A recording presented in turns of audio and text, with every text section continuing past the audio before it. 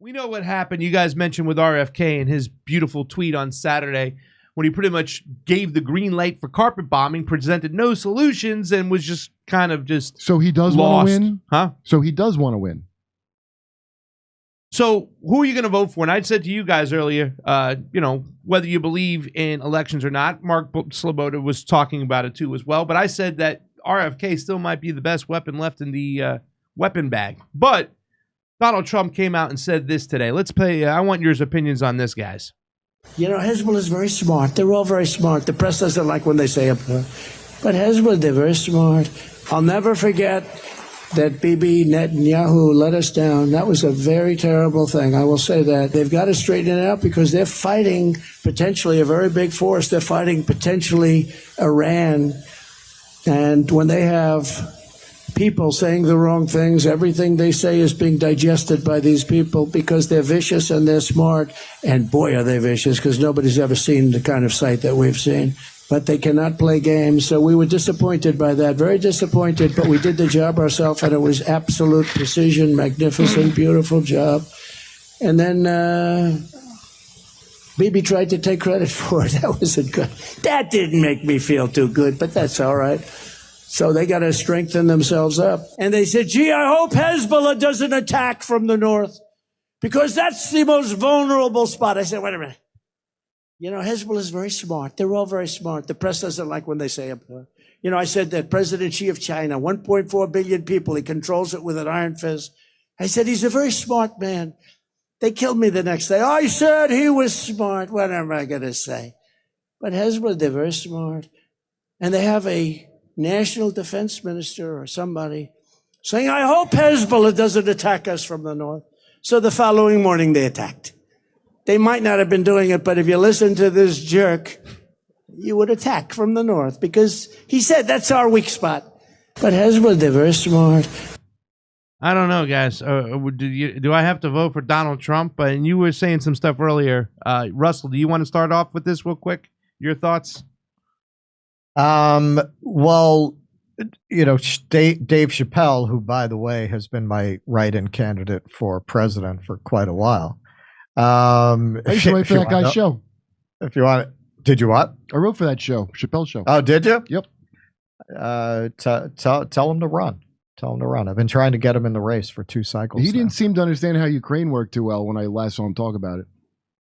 That somebody told me that. Somebody told me that. I still have to see that. He called Trump. He did that great monologue on SNL, and he identified Trump's appeal better than anyone I've ever seen. He's an honest liar.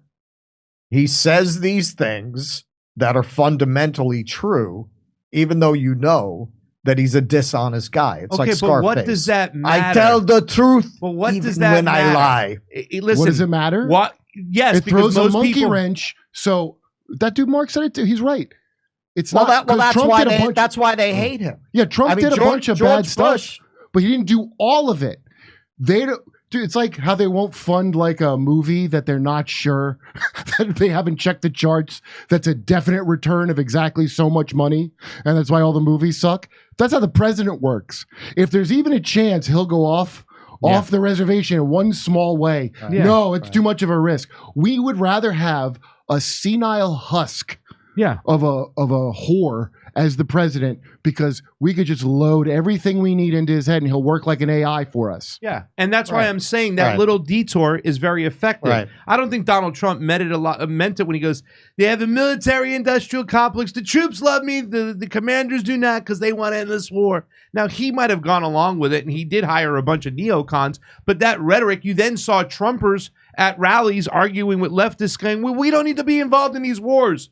It's effective, because they'll repeat his bullshit. Go ahead, Russell. Look, I always say Trump grew up a couple of miles from me. He's from Jamaica Estates. I'm from Flushing. It's very close. Mets fans. Somehow, Mets, well, I always say if I'd grown up in the Bronx, I would have wound up a sports fan. Being a Mets fan, by the time I was 9, I figured out there was nothing in sports for me, so I gave up on them. You went Trump. I said, these guys always lose. Why am I going to get involved in this? Trump, I don't know how Trump, with all of his money and all of his privilege, wound up this way. Trump sounds just like a guy from a bar in my neighborhood. He does, doesn't Sounds he? just like a guy from a bar in Queens. And his logic, the way that he thinks, it's very Queens logic. It's very this is this and this is this. I think he genuinely doesn't like war because he sees it as wasteful. If you look at how, these guys, they're not stupid though. These guys are actually very smart. They'll come down there, they'll kick your ass. You can't mess around with these guys. He sounds like a guy hanging out at the corner of the bar in Queens. And He's Queens money. And that has a certain appeal. You know, it's something I've found in my travels. I know people think of New York as Manhattan, right? And it's not Manhattan. That's an elite part of New York. Working class New York, Queens, Staten Island, those people, they're really not different from working class people in Iowa and working class people in Indiana or Florida or anywhere else. That was actually why on the day of the election, I was calling it 50-50, because I stay in touch with people in Queens. And I knew what the way they're going to vote is probably the way they're going to vote in all those places. And everyone I talked to, some of them would have voted for Bernie Sanders if they had that option. None of them were going to vote for Hillary Clinton. None of them. Not one person back home was willing to vote for Hillary Clinton. They were voting for Donald Trump or nobody. And I think that a lot of that has to do with speeches like that. I think the working class, they find it relatable. They find it sensible. They find it down to earth. Even if they know he's a bullshit artist, he's an honest liar. He reads as an honest liar, and that's better than a liar to a liar. Okay, but Russell, really quickly before Keaton jumps in, you said that he probably doesn't like war because he looks at it as wasteful. Doesn't that make him the best candidate then right now, since everybody else is war crazy? If you're taught, this isn't like a hard one. We've talked about this on the show a lot. If you know, gun to your head, so to speak, you had to vote for Trump or Biden, of course you would vote for Trump. Like that's not even. But democracy might end. Democracy's on the ballot. Well, and that's one last point that I'll make. As somebody who cares deeply about free speech, you cannot make a case for the Democrats to me. You cannot make a case for that party as a whole. You cannot make a case. What about political norms for the people who literally sent the IRS to Matt Taibbi's house on the day that he testified? He violated norms. Yeah, they violated. Well, that's it. Yeah. Bush was a far more destructive president. So what was their issue with Trump? Yeah, it's because he didn't go along. He told the truth sometimes. And then he's like, if you're a little dumber but elite, he's like Ace Ventura at a fancy dinner. Kurt, there were no weapons of mass destruction in Iraq. They knew it and they lied about it. He said that in South Carolina where the Bush family was sitting in the front fucking row. Keaton, you want to give your endorsement for Donald Trump before we wrap up the show? Thank you. Thank you for this opportunity. Go ahead, buddy. I know you want to do it. Yeah, no, look, Trump is obviously not part of the plan, right? He's not part of the plan. And the plan seems to be for us to, I know this is a very, very popular refrain on this show. What is it? Eat bugs, own nothing, be happy, right? That seems to be the plan. And that's the plan for those who survive, right? And the plan seems to be for not too many of us to survive. Yep. And to the extent that Trump is not a part of that plan, yeah, of course he's the lesser evil. There's no question about it. And now that RFK seems to be all in on World War III on the Iranian front, yeah, he's probably the lesser evil to RFK as well.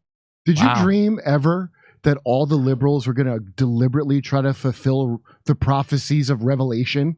I didn't see that coming. I thought it for sure. I thought for sure it's going to be like a Baptist or something. Not all the abortion rights liberals that I knew were going to go, yeah, we must have World War III. Look, I mean, the comedy of this, the gallows humor of this, that you have all of these woke liberals who were up in arms constantly about Donald Trump ushering in this era of Nazism and white nationalism. They're so thoughtless that they got duped into supporting World War III via a Nazi battalion in Ukraine. Like, they got duped into supporting actual Nazis. They got and duped in into Canada, don't applauding forget. actual Nazis. And in Canada, yeah, absolutely. That's the great Absolutely. one. That one, Justin Trudeau, God bless him, because he's got a whole problem with Punjabi terrorists, which I didn't know all the history of, and he's got some kind of with Jagmeet Singh. For some reason, they can't get him out of power because they have an alliance. But this guy it's amazing watching all the good guy countries. It turns out they all support vicious. Never mind war criminals, because you just expect that. You live in America or Canada, whatever. But they support the ones that the propaganda told us not to support. They're Nazis. That's a no-brainer. And I'm watching. Those are liberals at Politico. It's nuanced. The Waffen SS. There's a lot of nuance. Are you joking? Not all Nazis are bad. I mean, that look. Hashtag not all Nazis are bad. Oh my God! What the I made Waffen that SS meme of do? the Park their college trucks girl, and not honk? all Waffen SS. Yeah, exactly. Yeah. It's Guys. just been hilarious watching them go further and further and further in defending Nazis. Yeah. It started with there aren't Nazis. Then it became they might be Nazis, but there are Nazis. It's And now it complicated. became not all Nazis are bad Nazis. Like, We played the video from Netanyahu 7 years ago talking about it wasn't, Hitler didn't want to kill all the Jews until an Arab told him to do it. Then it was like, yeah, you know what? Now I'll do it. Is it? I comical. thought this whole time that the Jews were buying everything. It turns out it's been the Nazis. I didn't see that coming. Guys, that's it for today. It's 4:05. It's been a long show. Please, everybody, I'm a big fan of your show. Let everybody out there in Jimmy Dore land watching the show today on Casual Friday, let them know where they can find you and where they can support you. Thank you. Yeah. Due Dissidence we're on YouTube. We're on Rumble. We have a Substack, duedissidence.substack.com. We have a Patreon, patreon.com/Due Dissidence. We're also on every major podcast player. And, we've been stressing the importance of Substack and Rumble. It's really important to support free speech venues, because if you thought the censorship around Ukraine was bad, around COVID was bad, you ain't seen nothing yet. This shit, this is going to take it to a whole new level. They already have. Our friend JB from RBN, he got his channel demonetized for doing something about this. Sam Giuliano. Sam Husseini had his Twitter taken down. Yeah. Oh, sanctions come home. Everybody, cancel culture with sanctions. It's called sanctions. It's called terrorism. Coming home. I tried to post something about it on X. It wouldn't go through. Yep. Guys, thank you so much for coming on. I love you. We'll speak. Thanks, Russell, for not busting my balls too much. And we'll see you on the flip side, okay? Love you too, Pasta. Thank you so much. Right, Bye, Thanks, guys. Thank you, man. Hey, come see us doing the live shows. We're going to be in Dallas, Houston, San Diego, Bloomington, Illinois, Indianapolis, Levittown, New York, Red Bank, New Jersey, Wilmington, Delaware, Covina, California, Burbank, California, and Oxnard, California. Go to jimmydore.com for a link for all those tickets. See you at a live show.